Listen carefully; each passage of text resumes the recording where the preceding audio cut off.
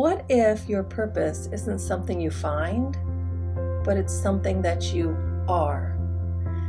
In this episode, I'm going to explore how spiritual practices such as chakra alignments and a simple Sun Salutation Ceremony can help you to step fully into your true self and live with joy, love, and authenticity.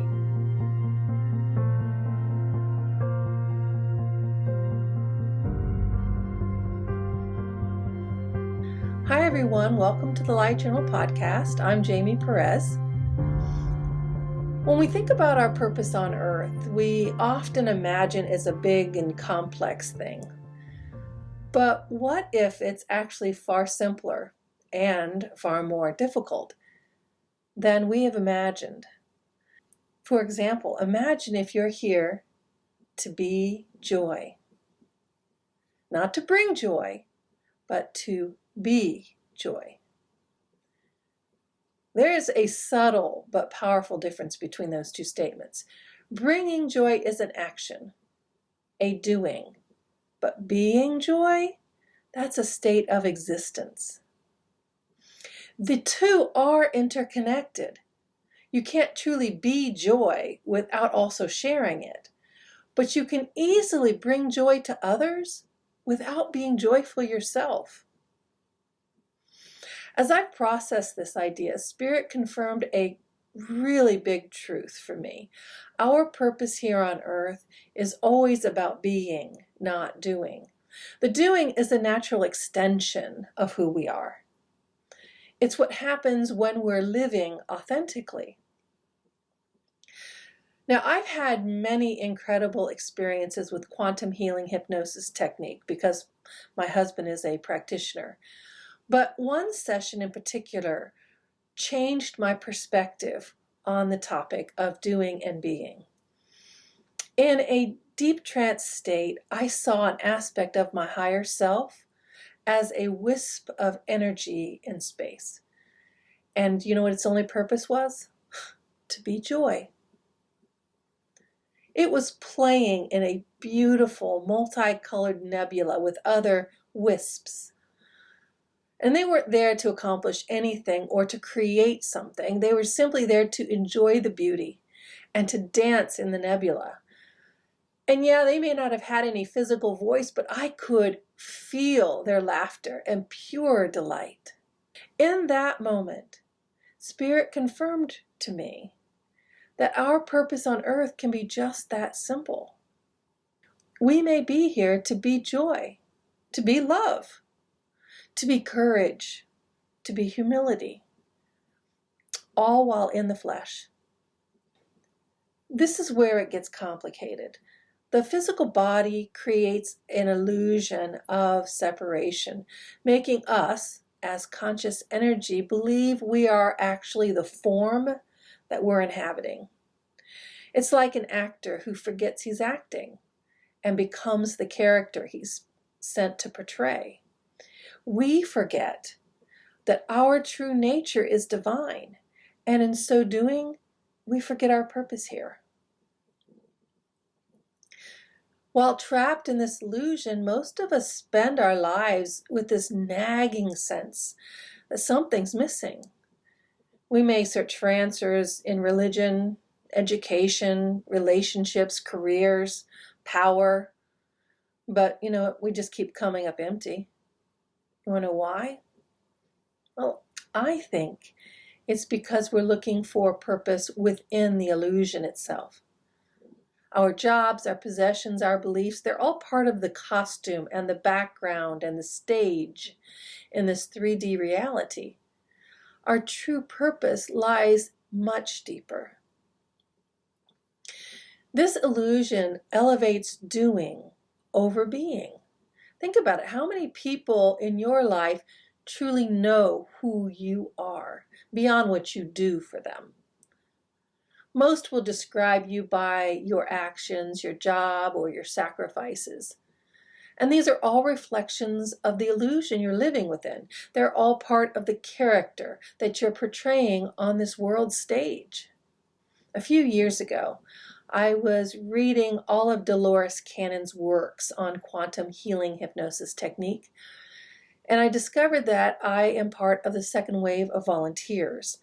These are beings who incarnated specifically to raise the Earth's vibration. Now, if you want to hear more about that, you can check out my other podcast, The Second Wave of Volunteers. But this was a life-changing revelation. I discovered that my purpose wasn't to do anything. I was here simply to be a transmitter of divine energies.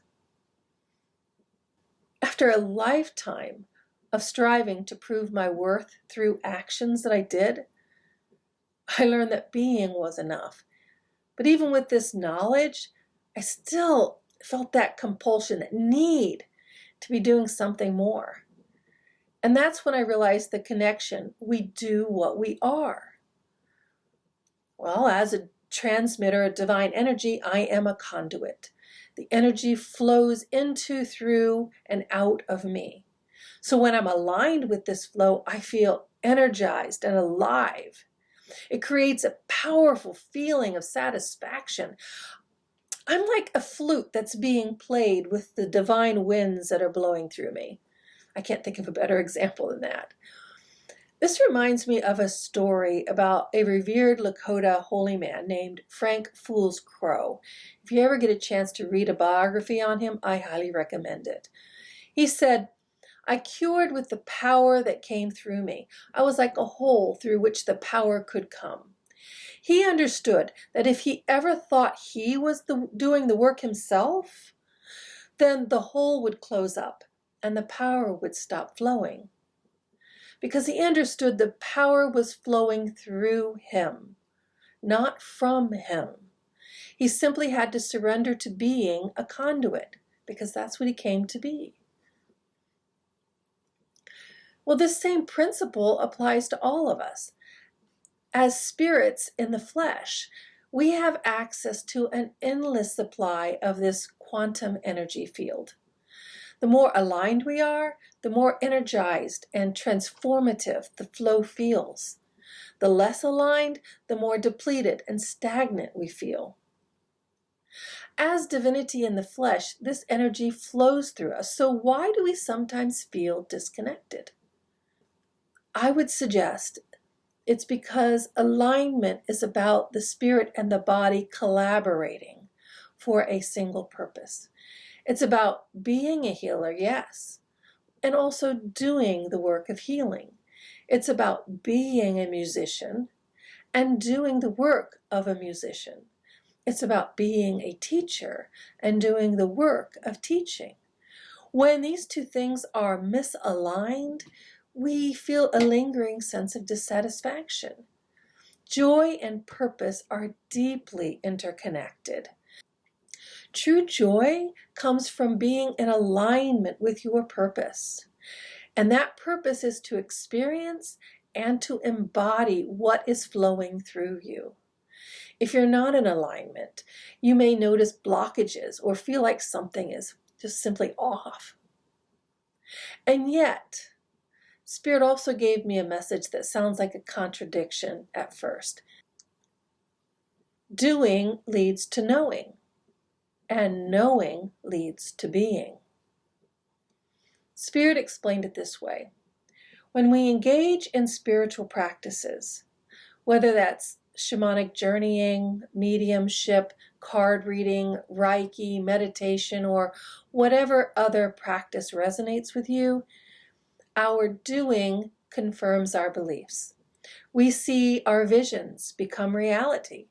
We have spirits that confirm their existence through unmistakable evidences. The readings create positive outcomes. Reiki produces real healing, and meditation reveals things that were previously unknown. So if you do these things long enough, it stops being just a belief. It becomes something you know through personal experience. And once you're convinced it's real, well, it shapes your very being. Think of it like this. Doing something over and over doesn't just rewire us to think differently. The results prove the veracity of those spiritual practices. It shifts us from a belief mindset to a knowing mindset, and then finally to a state of being. And once something becomes part of our being, it naturally shows up in our doing. It's a cycle. So the emphasis isn't on choosing one or the other. Doing spiritual practices shapes our being. And when we are in a state of being, our actions flow authentically from that state. The practice transforms us. And the transformed version of us naturally transforms the world that's around us. And that's what we all want to see anyway, right? So in this way, both messages are true. Doing leads to being, and being leads to doing. This realization opened the door to a deeper understanding of how energy actually moves through us, how doing and being are supported by the very design of our energetic body. Now, you've probably heard of chakras before. If you haven't, please know that what I'm about to share is what Spirit has shown me, so it may not be the same as what you've heard other people say and teach. I'm not claiming to speak for anyone else. This is simply the message as I received it. Chakras are energetic portals that make this human life experience possible. Portals are the energetic framework through which we can experience reality. Each chakra activates a different part of who we are. So when they're open, life feels balanced, connected, and aligned. When they're blocked, we feel like something's off, like we're pushing against the current. So here's how I understand them in simple terms. The crown chakra, which is located at the top of our head, connects us to the higher self. And the higher self in this case refers to the greater consciousness that actually created our soul for this human life experience. The root chakra is at the base of the spine, and it's what tethers us to Mother Earth. It's the consciousness that shaped our physical body. These two streams of energy, spirit above and earth below, meet in the heart chakra. And the other chakras all help to translate and express that flow. For example, there is the third eye. This is where we experience intuition, insight, and inner vision. And then here's the throat. This is where the vision begins to take form. This is the heart chakra that we already discussed. The solar plexus is beneath the heart, near the rib cage. This is where purpose becomes movement. And then the sacral chakra is where we experience creativity and growth, where our purpose multiplies in unexpected ways. And then there's the root, which I already referred to. That's at the base of the spine. And that's where purpose becomes tangible and real. When all these portals are flowing freely, our being and our doing line up perfectly. But when they're blocked, that's when we feel misaligned, stuck, or depleted. I believe that emotional, psychological, and physical healing happen inside the chakras. They're not just mystical centers.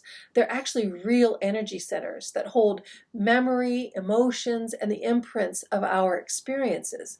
And when these energies get blocked, it shows up in heaviness, illness, or repeated patterns in our lives.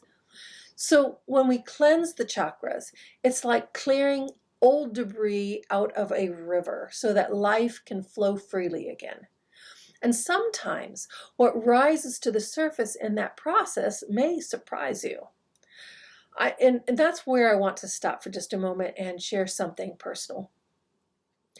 A few years ago, I went through a period of intense grief when a beloved pet of mine died. I felt really guilty because I couldn't save her. And I kept wondering if there's something I missed in her care.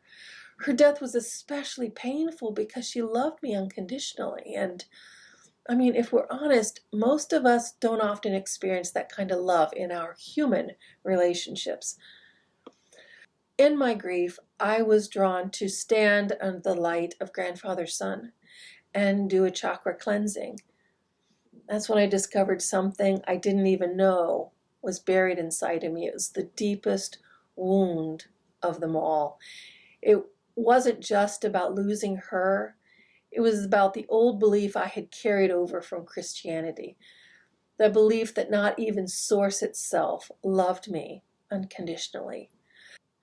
That scar was reopened, and in that moment, it was finally cleansed and healed through the ceremony that I'm about to share with you now.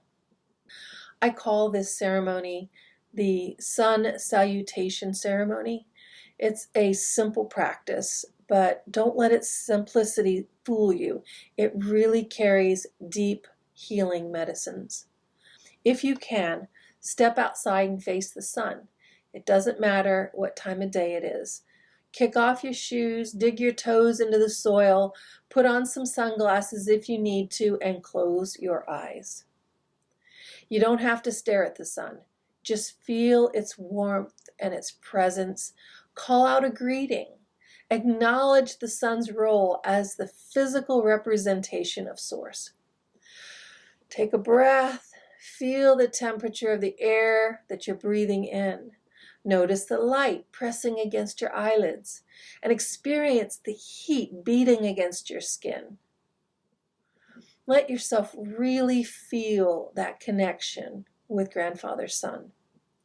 Then, starting at the crown of your head, invite the sun's light to burn away anything that interferes with or hinders your awareness of the divinity flowing in, through, and as you.